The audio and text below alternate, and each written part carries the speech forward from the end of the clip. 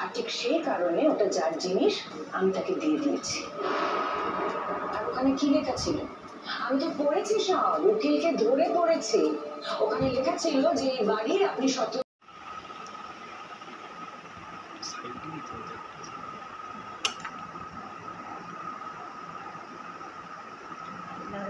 Mutton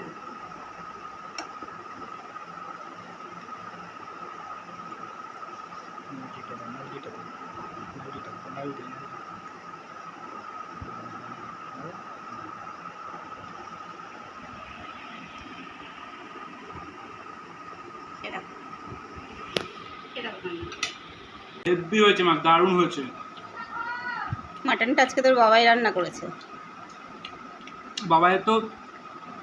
বাবাই চিকেনটাও ভালো রান্না করে, মাটনটাও ভালো রান্না করে।